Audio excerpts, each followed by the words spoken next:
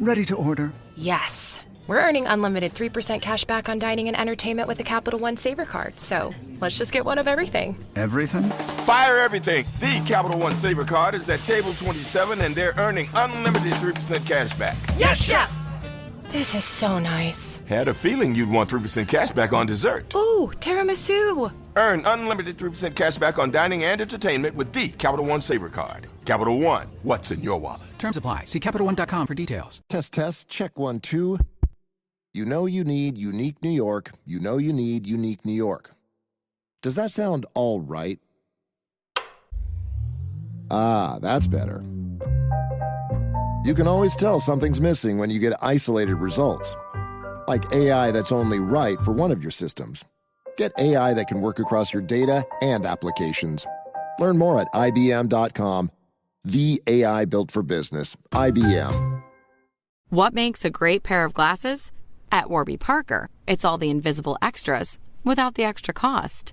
Their designer quality frames start at $95, including prescription lenses, plus scratch-resistant, smudge-resistant, and anti-reflective coatings, and UV protection, and free adjustments for life.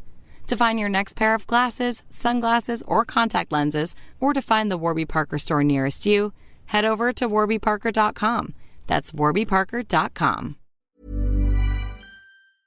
Picture this. You're in the garage, hands covered in grease, just finished up tuning your engine with a part you found on eBay, and you realize, you know what? I could also use new brakes. So where do you go next? Back to eBay. And you've got eBay Guaranteed Fit. You order a part, and if it doesn't fit, send it back. Simple as that. So when you dive into your next car project, start with eBay. All the parts you need at prices you'll love. Guaranteed to fit every time. eBay. Things people love. This is the Daily Tech News for Monday, June 16th, 2025. We tell you what you need to know, follow up on context, and try to help each other understand. Today, Andy Beach reads between the lines of that Vulture report about Hollywood's secret AI shame and an electric vehicle battery that can charge in 18 seconds. I wish I could charge that fast. I'm Tom Merritt. And I'm Robb Dunewood. Let's start with what you need to know with the big story. This story's getting a second wind, likely because we're out of the shadow of WWDC. You might have seen it around June 2nd, but UK motorsports company RML Group received what's called Conformity of Production certification on June 2nd to begin mass production of its energy-dense Varivolt battery, spelled V-A-R-E-V-O-L-T. Like, EV, so you can highlight the EV. The battery can charge and discharge very fast. RML's board member Michael Malik told Autocar it can fully charge or discharge in about 18 seconds, something you might want to do if you need a car that can go 0 to 100 as fast as possible. By comparison, the Porsche Taycan can charge or discharge in 12 to 15 minutes. So this is a big step up. The Varivolt also has a modular design so that car makers can focus on range or power. RML has been manufacturing the batteries in small volumes as prototypes, but now it can sign big contracts with OEMs and car makers. There's a Los Angeles company called Zinger with a C that makes the 21C hybrid supercar that has been using this battery in its round of about 80 supercars. It can discharge 4.5 kilowatt hours of energy in 40 seconds in the implementation they made. RML says it's also developing a kit that would let companies convert the packs for use in older hypercars like the LaFerrari and the McLaren P1. Now, Rob, this is for race cars. I get that. But it's the kind of thing you'd like to think might trickle down to consumer cars at some point. And also, it's just cool. I hope it trickles down relatively soon, because I was looking at this and I'm like, oh, okay, here we go. And then I was like, oh, wait a minute, LaFerrari, McLaren, those are not like regular people cars. So these look like for cars that are on closed tracks and turn left an awful lot. So yeah, I am excited about this. I hope that the technology trickles down, let's say with the speed of AI getting better and better as compared to carburation going to to fuel injection, because that took about 100 years. So I hope it doesn't take that long. Yeah, I hope this technology comes pretty quickly. Yeah, the problem is we don't need it to discharge in our Honda Civics in 18 seconds. At least 99% of the time we don't. But we would like to take advantage of that 18-second charge up time. So can you get it so that you can get one without the other would be the trick. But that said, man, like pretty crazy that you could just pull into a pit stop, 18 seconds, juice up that battery. Zinger is using these in hybrids, like I said. So they have gas engine with this to give it a boost. That's pretty crazy. Yeah, like I said, I just started thinking all kind of crazy stuff. If you have a fully electric car, could you maybe have a battery of this type to charge up really quick? Let's say 2 minutes at the pump, and then it charges the regular battery so you get longer range. I don't know. There's all kind of thoughts that popped into my head, but when you're talking about 18 seconds for a full charge, that gets me into that's regular car fuel up. In fact, it's better. It takes you 2-3 minutes to fill, to fill your own car up. So This is where no one will have the argument about, well, it just takes too long to charge. That's why I can't do an EV. And you could definitely beat everyone off the stoplight. You can do 18-second discharge. I'm just wondering, do you have to get out the car when you charge this? Do you have to take your family out? Because it's like that's a lot of power going into a small amount of space really quickly. Like I imagine right now the usage of this is in tandem with another battery, right? So this provides, it's like in Fast and Furious when he hits the button, it's that for EVs. It's the battery equivalent of a nitrous oxide system. Yep. So, pretty cool. DTNS is made possible by you, the listener. Thanks to Kevin Morgan, Paul Thiessen, Ali Sanjabi, and our new patron, Payson. Yay, Payson! Picture this. You're in the garage, hands covered in grease, just finished up tuning your engine with a part you found on eBay, and you realize, you know what? I could also use new brakes. So where do you go next? Back to eBay. You can find anything there. It's unreal. Wipers, headlights, even cold air intakes. It's all there. And you've got eBay Guaranteed Fit. You order a part, and if it doesn't fit, send it back. Simple as that. Look, DIY fixes can be major. Doesn't matter if it's just maintenance or a major mod. You got it, especially when things are guaranteed to fit. So when you dive into your next car project, start with eBay. All the parts you need at prices you'll love. Guaranteed to fit every time. eBay. Things people love. Ready to order? Yes. We're earning unlimited 3% cash back on dining and entertainment with a Capital One Saver Card. So let's just get one of everything. Everything? Fire everything. The Capital One Saver Card is at table 27, and they're earning unlimited 3% cash back. Yes, Chef! This is so nice. Had a feeling you'd want 3% cash back on dessert. Ooh, tiramisu. Earn unlimited 3% cash back on dining and entertainment with the Capital One Saver Card. Capital One, what's in your wallet? Terms apply. See CapitalOne.com for details. Test, check 1, 2.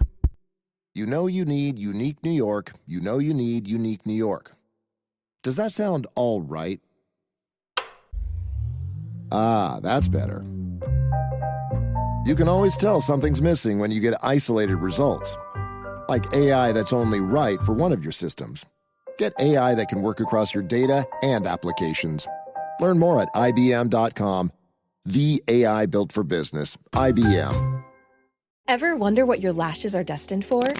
The cards have spoken. Maybelline New York Mascara does it all. Whether you crave fully fan lashes with Lash Sensational, big, bold volume from the Colossal, a dramatic lift with Falsies Lash Lift, or natural-looking volume from Great Lash, your perfect lash future awaits. Manifest your best mascara today. Shop Maybelline New York and discover your lash destiny. Shop now at Walmart. As the main character of your life, you know how important it is to make the right choices for you, and how sweet it is to feel good about your decisions. With the State Farm Personal Price Plan, you have options to help create an affordable price for you, so you can continue living your best life. Talk to a State Farm agent today to learn how you can choose to bundle and save with the Personal Price Plan. Like a good neighbor, State Farm is there. Prices are based on rating plans that vary by state. Coverage options are selected by the customer. Availability, amount of discounts and savings, and eligibility vary by state. There's more we need to know today. Let's get right to the briefs. Samsung made some announcement about the next firmware update for its Galaxy Watches. One UI 8 will have a beta test starting later this month for a select number of Galaxy Watch users in South Korea and the US. New features include bedtime guidance, vascular load, a running coach, and an antioxidant index. No word on what will come out of beta, but Samsung is expected to announce the Galaxy Watch 8 lineup in July. So this I am excited about. I'm a Galaxy phone user. I'm a Galaxy Watch user. Not necessarily excited for the 8. I'm excited for the price reduction in the 7 and the 6 and the 5, which is what I will probably upgrade to, because I don't need to be on the bleeding edge of a watch. I just needed to tell me what time it is and how many steps I got. Yeah, and you don't need to be spending that extra $200 for the latest one either, do you? I figured it out. I get my watches generally off of Amazon, but they're like the factory refurbished. They're almost always brand new. I've never gotten one that looked like it had ever been used, but they come in like brown packaging, and they work just as good as they did when they came out brand new. They're just a year or two back. Yeah, no, that's smart. Actually, the whole refurbished thing is interesting. They are often actually refurbished where something has broken. Sometimes it's just like the glass or something though, and the rest of it's fine. And sometimes they are watches that were returned, not in the packaging anymore, but they were never even used, right? Maybe somebody didn't even put them on, but you can no longer sell them as new. So you get them for cheaper. It's a good tip. Well, anyway, the 8, what's coming in it sounds great. I'm probably not getting it when it comes out, but I am happy that those price reductions will come to the ones that came before. Yeah. I'm sorry Huyen Toy Dao isn't on the show today because she's a big watch fan too. And I'd love to hear you guys compare notes one of these days about these watches. Here's a little advertising news roundup. WhatsApp will begin showing ads on the status screen after you've scrolled through a few status updates. This is going to work similar to how Instagram stories works, right? You'll see a couple, 2 or 3 of your regular ones, then you'll get an ad, then you scroll past that.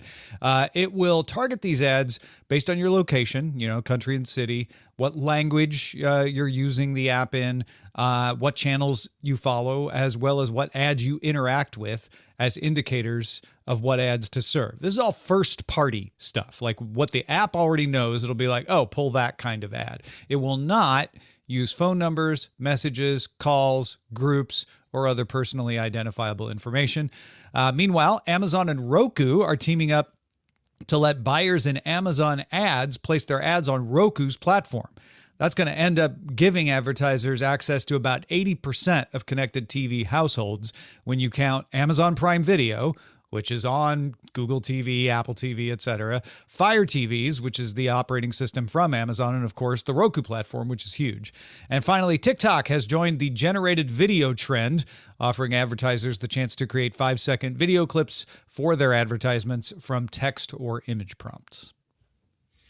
This all sounds pretty okay, I guess. I think that we are to the point now with ads that most people are not terribly bothered by them. And I do believe that Meta goes, I don't want to say goes out of its way, but they try to make sure that the ads that it is showing you are ads that pertain to you. So you don't necessarily have a visceral reaction to them. That would not be good for anybody. Yeah, I always say, like, you only are annoyed by the ads that don't work.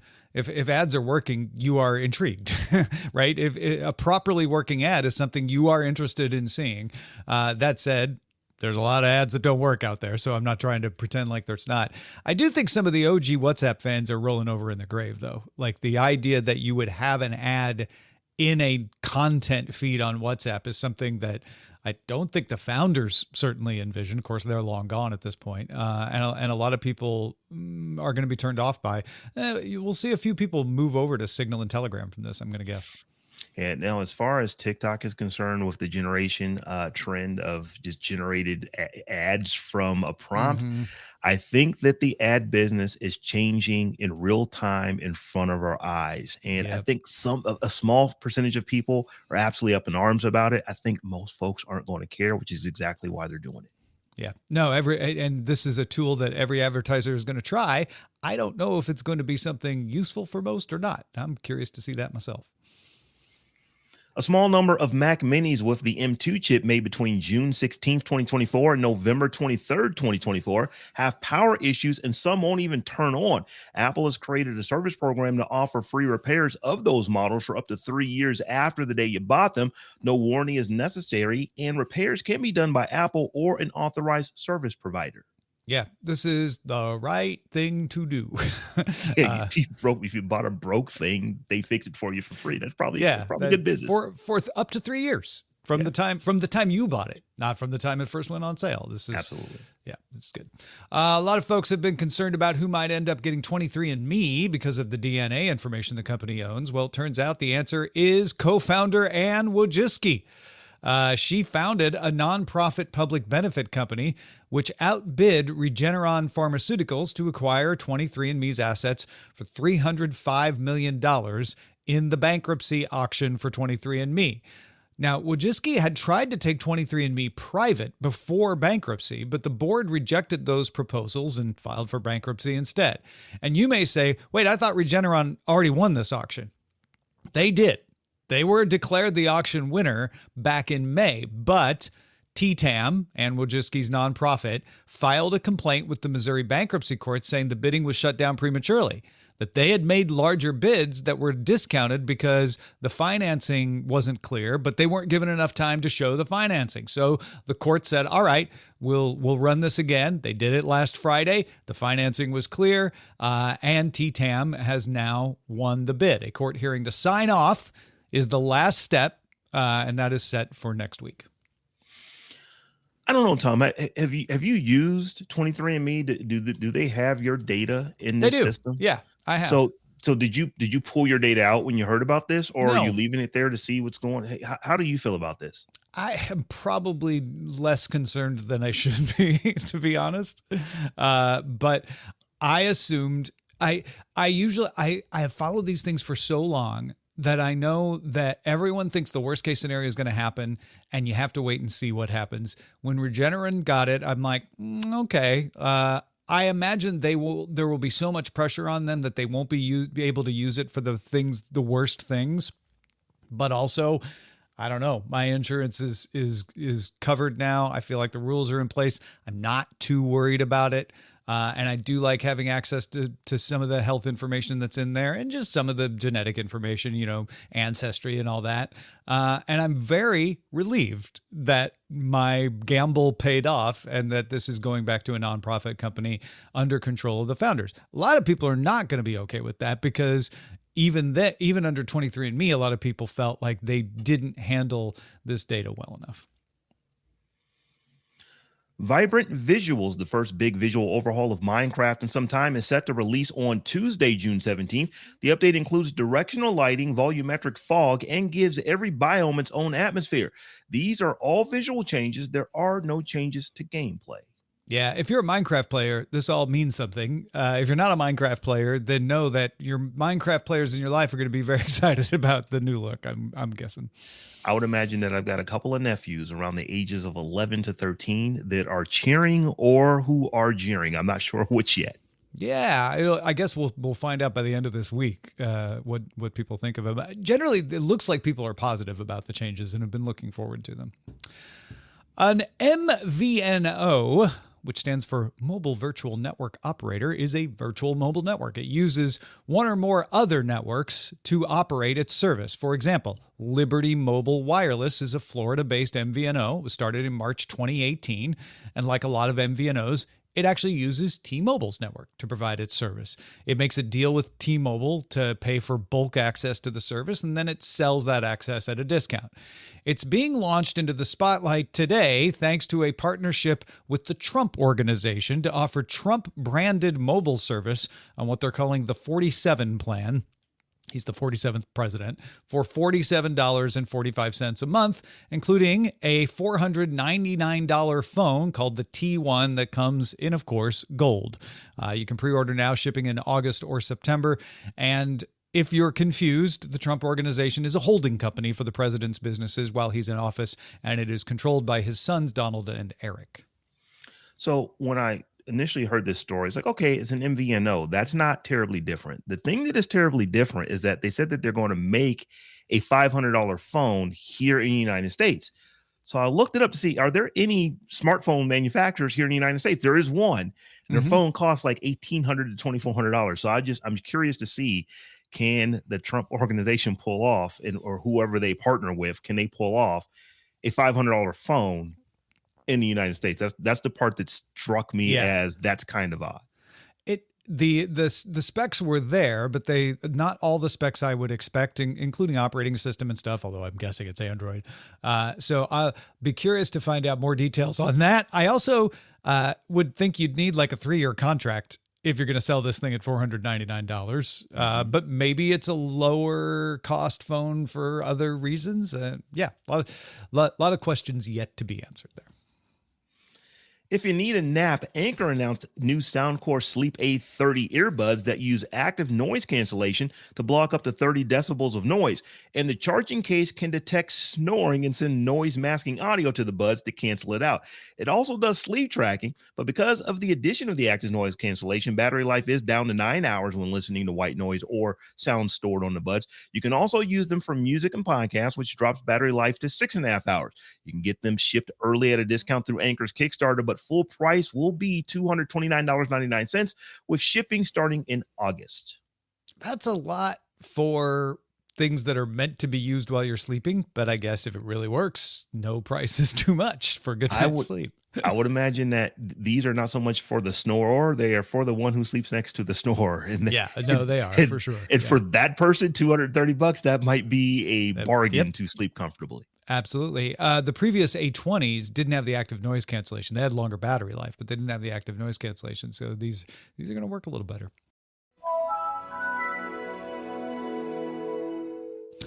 This next one's pretty amusing. A dev channel build of Windows 11 released on Friday accidentally included the Windows Vista startup sound instead of the Windows 11 startup sound. Microsoft noticed, kind of tried to play it off at first like it was intentional, and then admitted like, no, it was a bug. There is a new line in the release notes for this preview that says, this week's flight comes with a delightful blast from the past and will play the Windows Vista boot sound instead of the Windows 11 boot sound. We're working on a fix. Here's the thing. Even though they didn't do this on purpose, they should have just left it. That is so cool for folks who are old enough to have known what that sounded like. I would have preferred to actually keep it that way. So I feel like somebody did it on purpose, right? Some engineer inside of Microsoft knew this was there and left it there or put it there. A lot of people are putting forth the conspiracy theory that since liquid glass, Apple's new visual metaphor, looks a lot like Vista, maybe Microsoft was tweaking them by doing that. But it sounds more like it was just a mistake, and Microsoft tried to be like, "Oh, that's fun, right? We're gonna fix that." Yeah, it was probably not put there on accident. It was left there on accident. They probably meant to take it out before the action. Yeah, that tracks definitely. The state of New York added a requirement to its layoff reporting rules in March that people have just started to notice. The worker adjustment and retraining notification, or WARN system, is used to make sure employees affected by plant closures and large layoffs get ample warning and information 90 days ahead of time. The change in March adds a checkbox to the other requirements to indicate if technological innovation or automation was the reason for the job losses. If checked, a follow-up asks to specify which technologies. Nobody has used the checkbox yet. I don't know that anyone will, because to say that automation or robots or AI or something like that was the reason for the job loss is going to surface because these things go public and it's going to cause a lot of bad press. And every layoff or plant closure, or what qualifies as a plant closure, has lots of reasons. So you can plausibly say like it was economic and not have to get all the bad press. And the idea that somebody is going to sue you over your WARN Act submission checkbox not being checked is pretty remote. So I think most companies will risk it.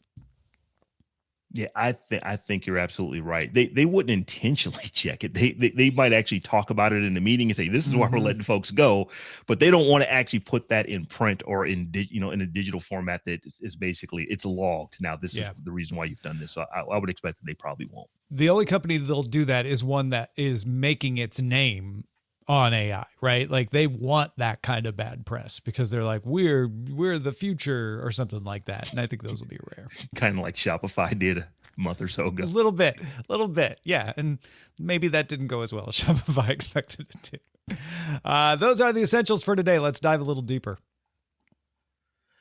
An article from Vulture reveals just how deeply AI is already embedded in Hollywood and how few people are talking about it. Andy Beach is here to help us read between the lines. Andy, thanks for joining us. Don't tell anyone you're here. Hi, Tom. I won't. Don't worry. I have heard so many stories over the past few weeks from various friends in various parts of the world about what generally is described as some kind of dirty little secret regarding the use of generative models, large language models, mid-journey type models in Hollywood, while Hollywood is protesting that they're not using these models or they don't want people to use these models. What was your take on this Vulture expose? Yeah, so this was an article Leela Shapiro put out, and I found it fascinating. I actually also wrote about it on my Substack. But what she called out in a number of different conversations with people in the industry, who many of whom stayed anonymous, was that generative AI was already here in Hollywood productions, whether it was in pitch decks or cutting trailers together or being used to create storyboards. There were people using it, but exactly as you said, people were also being ordered to very specifically keep it off the books and not talk about the fact that generative AI content was there. This reminds me of my early days at ZDTV, Tech TV, where I would figure out how to run Lotus Notes in Linux and have half of IT mad at me and the other half fascinated how I got it to work in Wine. Is that kind of the vibe here, which is people are like, well, we're not really supposed to do this. I can't acknowledge that you're doing it, but wow, that really helps. So I don't really want to stop you.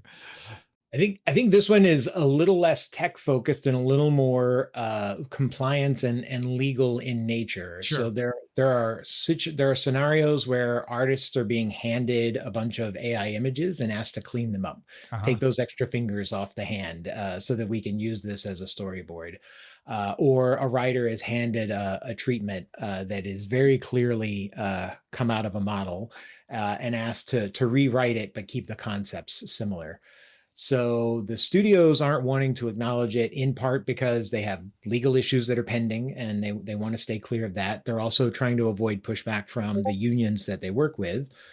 But it does raise questions in this sort of silence of it, whether they're displacing creatives as part of it. Instead of hiring somebody to go create the content, they're basically being brought in to edit and quote unquote fix a generative AI content. So there's a lack of authorship and a lack of transparency in what's going on. And I think that's really probably the bigger issue that got talked about.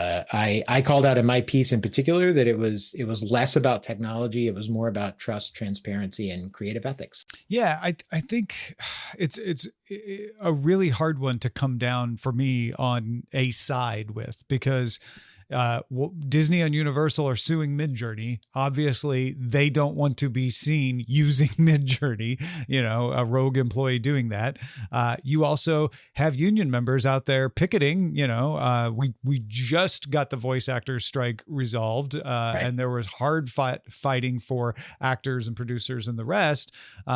And if somebody's using something off the books in a way that wasn't in the union agreement, the union doesn't want its members to be caught doing that, because that's hypocrisy too. Does it mean that these tools are too good to resist? What do you think would compel people to say, like, gosh, but I want to use it anyway? Yeah, it's a good question. I mean, I think these tools and this technology is shifting so rapidly. I often just I constantly reiterate for people that the innovations that we're used to sort of taking a year or two are happening every 6 months. Yeah. So we have such a compressed timeline that there's a constant sort of desire to recheck in and see what the quality difference is like. You can look at the video models in particular, and all the press that sort of came around the recent Veo 3 model that came out, and the quality that you could see there. So there is a desire, I think, by both creatives and business people alike to see sort of, is this ready? And the way you do that is often by putting it into some form of operation. And if you don't have a sort of a dedicated sandbox, a dedicated R&D place for that to happen, it's unfortunately going to leak into your production work. And if you're fighting things legally or with unions, you're going to want to try and inherently keep that quiet. But I think that's probably the wrong way to take it. I think there's a way to do it that's more transparent, and that might mean that it's slower, but that's probably for the better in the long run, both for the people and the technology companies at the end of the day. I think that's the problem, though, is it's slower in a world where people need to have faster things to have the advantage. Right. And if somebody is able to get their documentary, their film, their TV show up faster, that can mean dollars. That can mean not just dollars for the corporation. That can mean dollars for the people involved, because they get greenlit for a second season and they get kept on. And so there's a lot of motivation to use these tools if they're good. If they weren't good, then you end up falling behind because the tool actually made your product worse. Maybe you don't get renewed because you had AI slop. But when they're good and when they're helpful, it's going to give you an advantage. And I guess another analogy is, things that are in that gray area of substance abuse in sports. Like, is blood doping, really taking drugs, or is it just, am I skating along the edge there? And I think in the heat of the battle, for some people, they're like, well, I'll just do it and hope I don't get caught.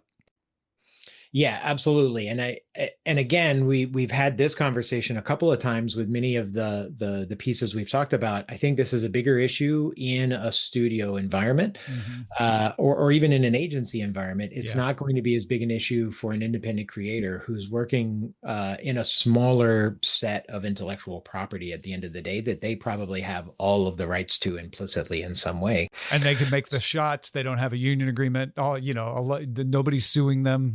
They're not suing anybody. So I think we'll have to, for the moment, look to those independents for the rapid innovation and the changes in the quality and the pieces.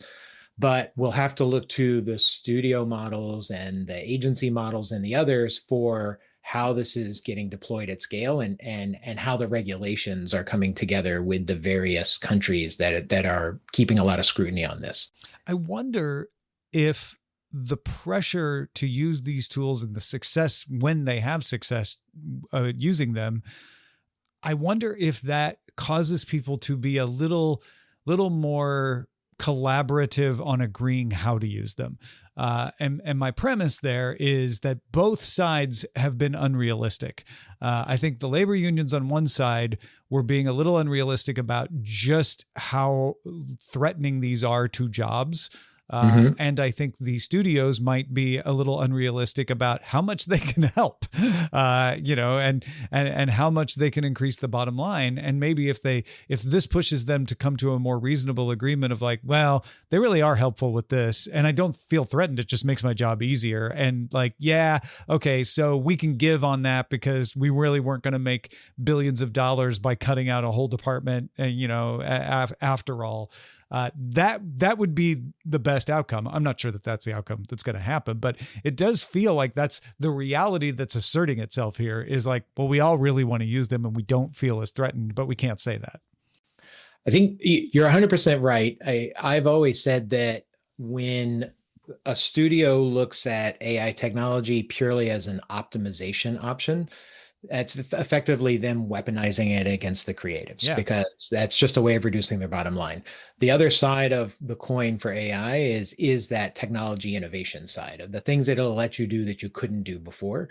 And it's a balance of those two pieces. One of my biggest arguments with the unions in the strikes and the conversations they had was that they continually pointed back at AI technology as the problem.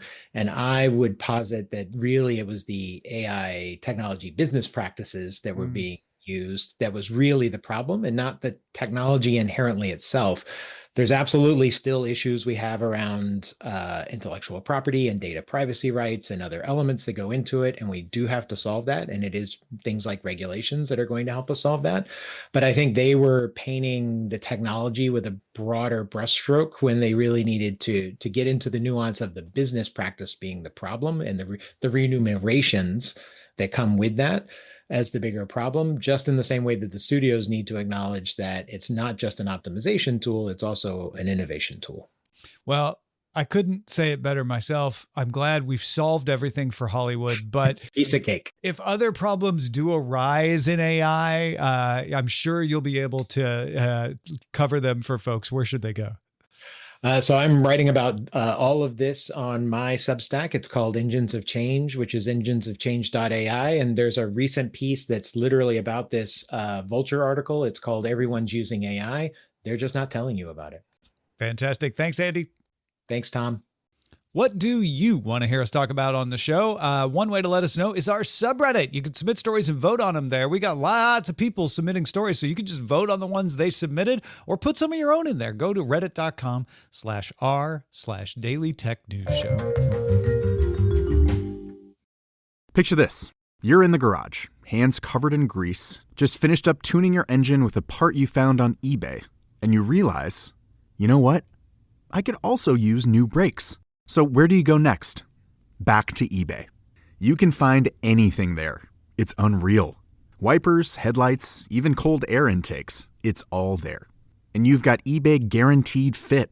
You order a part, and if it doesn't fit, send it back. Simple as that. Look, DIY fixes can be major. Doesn't matter if it's just maintenance or a major mod. You got it, especially when things are guaranteed to fit. So when you dive into your next car project, start with eBay. All the parts you need at prices you'll love. Guaranteed to fit every time. eBay. Things people love.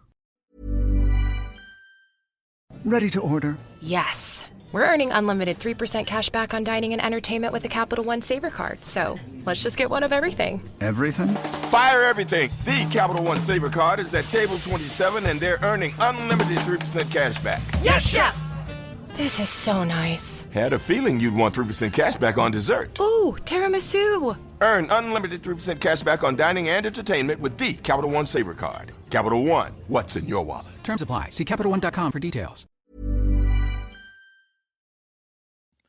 We end every episode of DTNS with some shared wisdom. Today, Mark is helping us understand.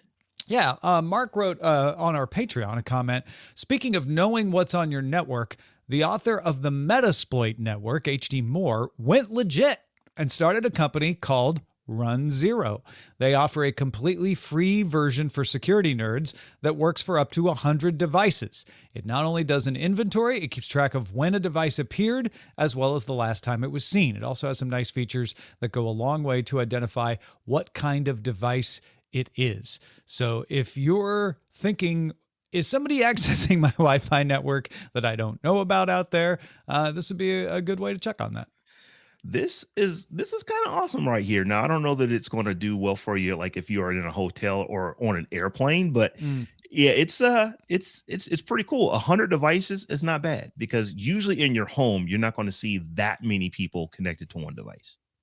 Yeah, I have a lot of devices connected to my network, as I was noticing when I was looking at my Eero trying to run a backup internet service yesterday because we had an outage.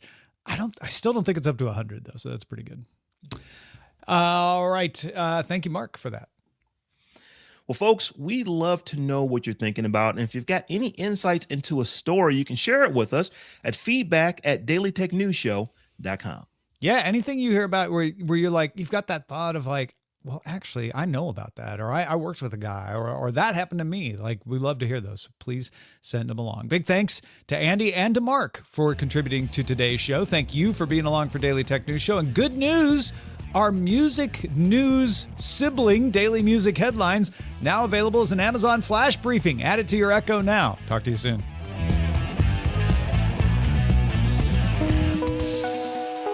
The DTNS family of podcasts, helping each other understand. Diamond Club hopes you have enjoyed this program. Ready to order. Yes. We're earning unlimited 3% cash back on dining and entertainment with the Capital One Saver Card, so let's just get one of everything. Everything? Fire everything. The Capital One Saver Card is at table 27, and they're earning unlimited 3% cash back. Yes, Chef! This is so nice. Had a feeling you'd want 3% cash back on dessert. Ooh, tiramisu. Earn unlimited 3% cash back on dining and entertainment with the Capital One Saver Card. Capital One, what's in your wallet? Terms apply. See CapitalOne.com for details. Test, check 1, 2. You know you need unique New York. You know you need unique New York. Does that sound all right? Ah, that's better. You can always tell something's missing when you get isolated results. Like AI that's only right for one of your systems. Get AI that can work across your data and applications. Learn more at IBM.com. The AI built for business. IBM.